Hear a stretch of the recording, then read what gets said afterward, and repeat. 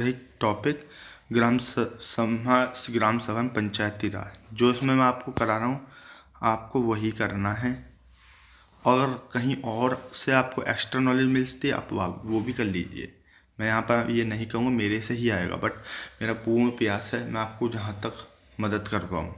आप लेखपाल का सिलेबस पहले देख लीजिएगा, उसमें मैंने डिटेल में बताया हुआ क्या करना है क्या नहीं क्यों। ओके, तो देखो यहाँ पर हम देखते हैं क्या है। ये देखो गांव क्या है, थोड़ा सा इसको समझ लेते हैं। इसमें देखिए नगर की तुलना में एक निश्चित छोटे भौगोलिक क्षेत्र में रहने वाले निवास को ग्राम कहते हैं। ओके, मैक्सिमम लोग प्राथमिक कार्यों में जुड़े रहते हैं। यहाँ पर एक जुड़ी गलत लिखा है, यहाँ पर आएगा जुड़े रहते हैं। ठीक है, तो मैंने इसमें बात क्या निकल के आई है और आप देखोगे तो मैंने इसमें बात निकल के आ रही है ये कि प्राथमिक कार्यों में जुड़े रहते हैं और छोटे भौगोलिक क्षेत्र में रहते हैं, उसको गांव कहते हैं। गांव बोलो ग्राम बोलो। ओके, तो प्राथमिक कार्य वो होते कौन कौन से हैं, ये रहे वो प्राथमिक कार्य। ठीक है, इसमें कृषि है, पशुपालन है, कीट पालन है, बागवानी। ओके, ये सारी चीज़ें थी। ठीक है, और हम आगे देखते हैं क्या है। ये तो हो गया गांव से। इसमें ये पूछ सकता है कि जो प्राथमिक कार्यों में जो गांव के लोग जुड़े होते हैं वो होते कौन कौन से हैं, तो वो होते हैं ये वाले, कृषि पशुपालन बागवानी कीट। प्राथमिक कार्यों में लगे रहते हैं, छोटे भौगोलिक क्षेत्र में रहते हैं। इतना ही आपको याद रखना है, बहुत आसानी से बात है, कोई बहुत बड़ा फंडा इसमें नहीं था। समझ रहे हो। अब आगे जाते हैं यहाँ पर, तो इसे देखिए यहाँ पर क्या बात निकल कर रही है। जो ग्राम है सर्वप्रथम, यहाँ पर ये जो लिखा हुआ है ना, ये यहाँ पर ये लिखा हुआ है सर्वप्रथम गांव का उल्लेख कहाँ मिलता है, तो ये मिलता है ऋग्वेद में। ऋग्वेद का मतलब क्या हो गया, वैदिक साहित्य, क्योंकि वैदिक काल था उसी में तो आए थे ये। ऋग्वेद सामवेद अर्थवेद, तो हम कह सकते हैं वैदिक काल या वैदिक साहित्य में, उसके भी अंदर ऋग्वेद में इसका वर्णन आपको मिल जाएगा। ठीक है, तो 13 बार इसको आपको याद रखना है कि गांव का सर्वप्रथम उल्लेख कहाँ मिलेगा, आप बोलोगे ऋग्वेद में, वो भी कितनी बार, 13 बार। और ऋग्वेद का या कह सकते गांव का सर्वप्रथम उल्लेख कहाँ मिलेगा, वैदिक काल में या वैदिक साहित्य में। खत्म। ठीक है, एक विश्व का मतलब क्या होता है, ग्रामों या गाँव के समूह को विश्व कहते हैं। ठीक है, गांव का हमने बता दें छोटे भौगोलिक क्षेत्रों में रहते हैं, प्राथमिक कार्यों में लगे रहते हैं। प्राथमिक कार्य कौन कौन से, तो बता दो, गांव हो गया। अब बहुत सारे गांव मिल गए, देखो ये गांव मिल गए, ये अगर ये दोनों गांव मिल गए ना, इसी को हम कहेंगे क्या, विश्व। ये आपको ध्यान रखना है, ये मैन। और जन क्या, और एक है जन। और जो विश्व है यानी कि गांव का जो समूह को बहुत सारे गांव मिलकर विश्व बनाते हैं, तो उसका उल्लेख जो है ऋग्वेद में 170 बार है। जन का यानी कि लोग हो गए, जन का मतलब क्या हुआ, लोग, उसका 275 बार उल्लेख है ऋग्वेद में। तो ये सारी चीज़ें थी आपको याद रखनी पड़ेंगी, क्योंकि यहाँ से क्वेश्चन ऐसा बन सकता है। ओके, बाद में हम समराइज कर लेंगे सारी चीज़ों को। अब आते हैं इस पर, एशिया का सबसे साफ गांव या ग्राम बोलो, वह मेलेनांग मेघालय का। इसको आपको अच्छे से रखना चाहिए, इसलिए मैंने वेरी इंपॉर्टेंट लिखा हुआ है। एशिया का सबसे साफ गांव या ग्राम मेलेनांग है मेघालय का। ओके, अब एक बात देखते हैं इसको, यहाँ से आप ध्यान से देखिए। ये देखो पहले होता है परिवार, पहले होते हैं जन। अगर हम देखें जन का मतलब लोग हो गए, और बहुत सारे जन मिलकर क्या बनाएंगे, एक परिवार बना लेते हैं कि नहीं, परिवार बना लेते हैं। अच्छे से आपको समझ में आ गया। तो वहीं यहाँ पे बोला कि देश हमारा मतलब कैसे कहते हैं, बढ़ते हुए क्रम में जब दो परिवार मिले, उन्होंने गांव या ग्राम का निर्माण कर दिया। जब दो गांव के समूह को, मैंने आपको बताया था, गांव के समूह को क्या बोलते हैं, विश्व बोलते हैं। आपको ये भी साथ साथ याद रखना। गांव से बड़ा रहता है ब्लॉक, ब्लॉक से बड़ी होती है तहसील, तहसील से बड़ा जिला, जिला से डिवीज़न, डिवीज़न स्टेट, देश। यानी कि और हम डिटेलिंग में पढ़ समझें इस बात को, तो हम ये कह सकते हैं, ये देखो परिवार, दो बहुत सारे परिवार मिलकर गांव का निर्माण करेंगे, और गांव, बहुत सारे गांव मिलकर ब्लॉक का निर्माण करेंगे, बहुत सारे ब्लॉक मिलकर तहसील का, बहुत सारे जिला मिलकर मंडल का निर्माण करेंगे, बहुत सारे मंडल मिलकर राज्य का निर्माण करेंगे, बहुत सारे राज्य मिलकर एक देश का निर्माण कर देते हैं। सारी ये चीज़ें थी। तो उसमें क्या क्या आपको पढ़ना है या नहीं वो देख लीजिए क्या है। देखो इसमें गांव छोटे भौगोलिक क्षेत्र में रहते हैं, प्राथमिक कार्यों में लगे रहते हैं। वो मैक्सिमम यानी कि अधिक, बहुत सारी संख्या प्राथमिक कार्यों में रहते हैं। प्राथमिक कार्य क्या हैं? ये हैं, माफ़ कीजिएगा वो थोड़ा साउंड था, थोड़ा रूम चेंज कर लिया है। तो देखो निश्चित छोटे क्षेत्र प्राथमिक कार्यों में लगे रहते हैं, अधिकतर जनसंख्या। प्राथमिक कार्य कौन से हो आपको यहाँ दिखाई दे रहा होगा। अब बोलेगा ग्राम शब्द का उल्लेख सर्वप्रथम कहाँ मिलता है? ऋग्वेद में। ऋग्वेद का मतलब क्या होगा? वैदिक काल या वैदिक साहित्य। कितनी बार है? ऋग्वेद में भी 13 बार है। गाँव के समूह को क्या बोलते हैं? विश्व। तो विश्व का कितनी बार उल्लेख है? इसका 170 बार है। जन का 275 बार। एशिया का सबसे साफ गाँव मेलेनांग है, मेघालय का। और ये आपको समझ में आ ही गया होगा कि जब दो परिवार, कुछ कहते हैं ना, मनुष्य इंसान मिलकर परिवार बना देते हैं। दो परिवार मिलकर बना रहे हैं, यहाँ पर क्या बनाएंगे? वो गांव बना देंगे। गांव के समूह को विश्व कहते हैं। गांव से बड़ा बहुत सारे गांव मिलकर ब्लॉक बनाएंगे, बहुत सारे ब्लॉक मिलकर तहसील, बहुत सारे तहसील मिलकर बनाएंगे जिला, बहुत सारे जिला मिलकर डिवीज़न, सारे स्टेट मिलकर राज्य, फिर देश। ओके, तो ये हो गया इधर से ख़त्म। अब आगे देखते हैं। अब देखिए थोड़ा सा कॉन्सेप्ट ये है, आपको बस समझना है, रटना नहीं है। क्योंकि यहाँ पे देखिए एक तरफ गांव है, मैं आपको दिखा देता हूँ। देखो ये गांव है और ये शहर है। तो इसमें क्या डिफरेंस है? तो गांव में क्या रूढ़िवादी होते हैं, यहाँ पर परंपराएं ज़्यादा होती हैं, अंधविश्वास। ये देखो यहाँ पर ये लिखा ना कि अंधविश्वास, कि अंधविश्वास होता है। अब आपको लगेगा बुरा, बट ये देखिए वहाँ पर उच्च संस्कार भी होते हैं गांव में।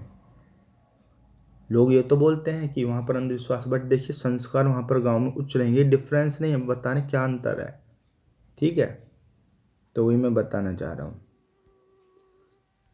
ठीक है, कि क्या फ़र्क है। पहले हम देखते हैं गांव के बारे में थोड़ा सा, कि रूढ़िवादी होते हैं, परंपराएं ज़्यादा होती हैं, अंधविश्वास होता है, बट उच्च संस्कार भी मिलेंगे, रीति रिवाजें चलती हैं। ये तो हो गए नॉर्मली थे जिनको आपको ध्यान रखना है। अब शहर में आ जाइए, शहर में क्या फ़र्क पड़ जाता है। तो देखो शहर के लोग थोड़े जागरूक रहते हैं। ठीक है, वहाँ पर सुविधाएं ज़्यादा रहती हैं और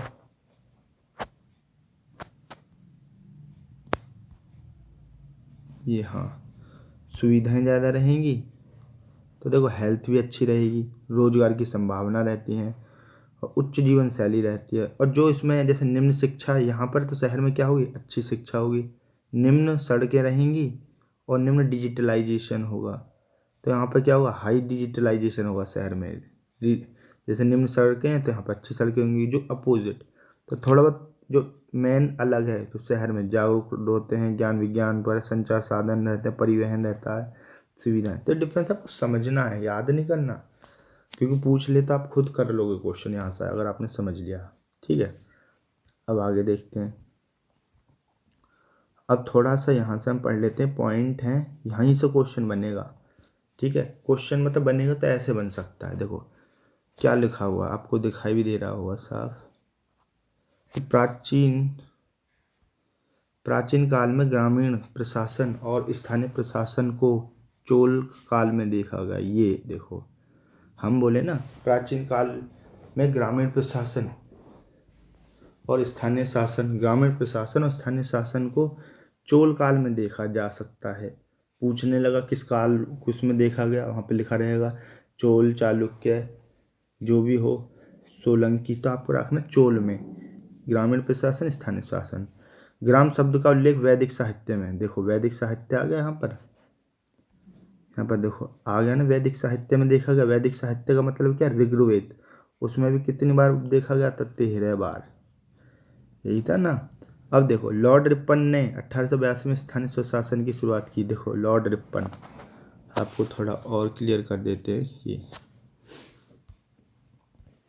ये जो लॉर्ड रिपन है उसने 1882 में स्थानीय स्वशासन की स्थापना की। इसीलिए इस लॉर्ड रिपन को स्थानीय स्वशासन का पिता कहा जाता है। समझ गए बात? लॉर्ड रिपन को स्थानीय स्वशासन का पिता कहा जाता है। क्यों? क्योंकि इसी ने 1882 में स्थानीय स्वशासन की शुरुआत कर दी थी। तो ये सारे क्वेश्चन है जो टिक मारे हैं ना, ऐसे ऐसे ये सारे क्वेश्चन है, और आपके नोट्स भी हैं। देखो दोनों काम हो गए। उसके बाद कोई क्वेश्चन बचेगा उसको बाद में MCQ में करा देंगे। ठीक है, अब आगे आते हैं स्थानीय स्वशासन। स्थानीय स्वशासन होता क्या है, पहले उसको देखते हैं। तो देखिए, आप पढ़ पा रहे होगे, थोड़ा सा और इधर कर देते हैं जिससे आपको क्लियर दिखाई दे। तो देखिए, जिला एवं ग्राम स्तर पर इस प्रकार का शासन जिसमें राजनीतिक शक्तियों का विस्तार आम आदमी, देखो शक्तियों का विस्तार जो आम आदमी के हाथों में हो, उसे बोलते हैं स्थानीय स्वशासन। यानी कि जो भी कार्य होंगे या जो भी योजनाएं वगैरह होंगी उनकी आम आदमी का उसमें सहयोग रहो, उनसे सलाह मशवरा करके ही हो। इस मेन मकसद यही है। बोला ना, जिला और ग्राम स्तर पर, जिला एवं ग्राम स्तर पर इस प्रकार का शासन से राजनीतिक शक्तियों का विस्तार आम आदमी के हाथ में हो, जिससे वे अपनी किसी भी प्रकार की समस्या का निवारण स्वयं कर सकें। देखो आ गया ना, ये स्वयं कर सकें। ठीक है, उसे स्थानीय स्वशासन कहते हैं। और यहाँ इनको हाईलाइट कर लीजिएगा, जो यहाँ पर मैं आपको ये कर रहा हूँ ना, वो आपको हाईलाइट कर लेने हैं। जैसे बोले ना, जिला एवं ग्राम स्तर पर शक्तियों का विस्तार आम आदमी के हाथ में हो और स्वयं कर सकें समस्या का समाधान, ये हो गया स्थानीय स्वशासन। अब इसमें फ़र्क क्या आ जाता है तो वो देखिए। तो देखो, राजनीतिक जागरूकता आती है, ऐसा करने से जब बढ़ाता ना शहरों में, शहर में क्या लोग जागरूक रहते हैं, तो ऐसा करने से राजनीतिक जागरूकता आती है, क्योंकि लोगों को पता चलता है कि ऐसे ऐसे योजना आती हैं हमारे लिए, वहाँ से आ रही है योजना। आप मालूम भी कहते हैं ना, गाँव में कोई बता देता बड़े बूढ़ों को, आपकी पेंशन आ रही है, बड़े बुजुर्गों की या विधवा पेंशन, ऐसे मतलब जागरूकता फैलती है ऐसा करने से। आम आदमी की सशक्तिकरण, और आम आदमी सशक्त हो जाता है। ठीक है, विकेंद्रीकरण होता है। विकेंद्रीकरण का होता है शक्तियों का बिखराव। अब शक्तियों का बिखराव क्या होता है? शक्तियों का बिखराव का मतलब ये है, कोई भी शक्ति एक जगह सीमित नहीं है कि यही मुखिया है। शक्तियाँ मतलब आम आदमी के हाथ में दे दी। आम आदमी तो बहुत होते हैं, तो बिखराव ही तो हो गया एक तरीके से, इसी को बोलते हैं विकेंद्रीकरण। जन स्वशासन में विकेंद्रीकरण हो जाता है। अब पंचायती राज व्यवस्था का जन्म लॉर्ड रिपन। अब ऊपर भी आपने पढ़ा, ऊपर आपने क्या पढ़ा कि लॉर्ड रिपन ने 1882 में स्थानीय स्वशासन की शुरुआत की, और लॉर्ड रिपन को स्थानीय स्वशासन का पिता कहा जाता है। अब यहाँ पर आप फंस गए। यहाँ पर जैसे वेरी इंपॉर्टेंट लिखा है, पंचायती राज व्यवस्था का जनक लॉर्ड रिपन को क्यों कहा गया, उसका भी बताता हूँ। क्योंकि जो ग्रामीण स्थानीय स्वशासन होता है उसी को पंचायती राज व्यवस्था कहते हैं। समझ रहे हो? जो आगे आपको समझ में आ जाएगा क्या है। भारतीय पंचायती राज व्यवस्था गांधी जी की विचारधारा से प्रेरित है। पूछ सकता है क्वेश्चन में, भारत की जो पंचायती राज व्यवस्था किससे प्रेरित है, तो गांधी जी की विचारधारा से प्रेरित है। तो ये सारी चीजें थी। अब हम नेक्स्ट देख, अब यहाँ पे देखिए स्थानीय स्वशासन के प्रकार, ये दो प्रकार के होते हैं। देखो यहाँ पे हमने साफ लिख दिया, दो प्रकार के होते हैं। एक होता है शहरी स्थानीय स्वशासन, एक होता है ग्रामीण स्थानीय स्वशासन। अब इस ग्रामीण स्थानीय स्वशासन को ही कहा जाता है पंचायती राज व्यवस्था।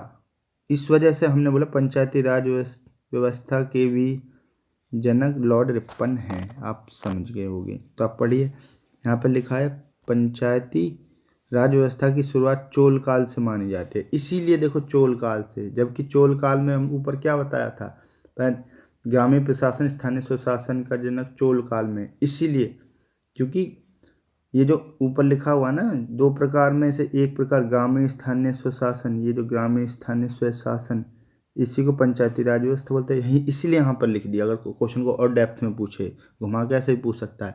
पंचायती राज व्यवस्था की शुरुआत चोल काल से मानी जाती है। और यहाँ पे देखिए ये आ गया ना, ग्रामीण स्थानीय स्वशासन व्यवस्था, ग्रामीण स्थानीय स्वशासन को पंचायती राज कहा जाता है। जब इसको और ये स्थानीय स्वशासन का टाइप है, इसको पंचायती राज कहा जाता है। तो यही तो हो गया, पंचायती राज व्यवस्था के जनक लॉर्ड रिपन, ग्रामीण स्थानीय स्वशासन के जनक लॉर्ड रिपन, स्थानीय स्वशासन के जनक लॉर्ड रिपन, शहरी स्थानीय स्वशासन के जनक लॉर्ड रिपन। और स्थानीय स्वशासन किस काल से देखा जाता है बोलोगे? चोल से। ग्रामीण स्थानीय स्वशासन कहाँ से काल में देखा जाए, चोल से, पंचायत चोल से। तो ये सारी चीज़ें थी। भारत में पंचायती राज, ये तो भारत में पंचायती राज लॉर्ड रिपन 1880-84 के शासनकाल में आया। तो सारे क्वेश्चन थे, ज़्यादा फालतू उसमें चीज़ ही नहीं है। आपको नोट्स बना देने, बार बार रिवाइज करो। नोट्स ऐसे होने चाहिए रिवीजन भी हो पाए। अभी थोड़ा सा ही बचा, ज़्यादा इसमें कुछ है नहीं। थोड़ी सी ये चीज़ देखिए यहाँ पे क्या, डॉक्टर भीमराव अम्बेडकर के अनुसार। तो इसमें ये है कि डॉक्टर भीमराव अम्बेडकर ना ये इसके पक्ष में नहीं थे पंचायती राज के, ठीक है। डॉक्टर भीमराव अम्बेडकर पक्ष में नहीं थे, बट जबकि गांधी जी, राजेंद्र प्रसाद, लाल लाजपत राय ये पंचायती राज व्यवस्था बोलो या ग्रामीण स्थानीय स्वशासन बोलो उसके पक्ष में थे। डॉक्टर भीमराव अम्बेडकर ने क्यों पक्ष में नहीं थे, उनका मानना था कि ऐसे लोगों में मतलब जाति वगैरह में बट जाएंगे, क्योंकि गांव में भी चुनाव होते हैं, आपको पता है ना, कभी ऐसे की सीट पे कोई खड़ा हो रहा है। इस वजह से उनका ऐसा रीज़न था। बट हमें यही याद रखना कि डॉक्टर भीमराव अम्बेडकर पंचायती राज व्यवस्था के समर्थन में नहीं थे, गांधी जी, राजेंद्र प्रसाद, लाला लाजपत राय समर्थन में थे। क्वेश्चन यहाँ से बनेगा, तभी मैंने वेरी इंपॉर्टेंट लिखा हुआ है। अब ऊपर देखते हैं, ये कह रहा है कि भारत में पंचायती राज के गठन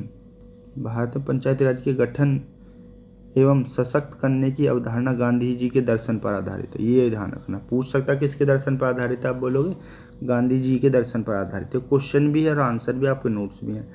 आर्टिकल 40 में आपको दे रहा है पंचायती गठन के बारे में बोल रखा है। कभी कभी घुमा के क्वेश्चन पूछता है, वो घुमा के क्या क्वेश्चन पूछता है वो भी देख लीजिए। वो बोलेगा कि गांधीवादी विचारधारा से प्रेरित है, कि कौन सा आर्टिकल गांधीवादी विचारधारा से प्रेरित है, आप बोलोगे आर्टिकल 40। समझ रहे हो। और दूसरा, देश के प्रथम पंचायती राज मंत्री सुरेंद्र कुमार डे थे, तो आपको इसको याद रखना है, ये भी इम्पोर्टेंट। देश के प्रथम पंचायती राज मंत्री की बात करेंगे तो आपको ध्यान रखना ये थे सुरेंद्र कुमार डे। बोले गांधीवादी विचारधारा से प्रेरित कौन सा आर्टिकल है, आर्टिकल 40। पंचायतों का गठन किस आर्टिकल में दे रखा है, आप बोलोगे आर्टिकल 40। तो ये सारी चीज़ें थी, इन सब चीज़ों को आपको करना है। एक्स्ट्रा मैं नहीं कर रहा, आप पहले इतना पढ़ लीजिए। मैं क्या कह रहा हूँ, मैं आपको 80% पढ़ा दूंगा अच्छे से, पूरी अपनी जान लगा। मैं बिल्कुल कोई भेद नहीं करना चाह रहा हूँ। अपनी पूरी कोशिश है कि आपको पेड कोर्स की ज़रूरत ही नहीं पड़े, मेरी कोशिश तो यही है। बाद में आपको MCQ करा दूँगा, जब सारे टॉपिक हो जाएंगे उसके बाद MCQ, कुछ आप भी प्रयास करना, कुछ मैं करूँगा, दोनों सक्सेस हो जाएंगे। तो आज के लिए इतना ही, फिर मिलते हैं किसी नई वीडियो के साथ। जय हिंद, जय भारत।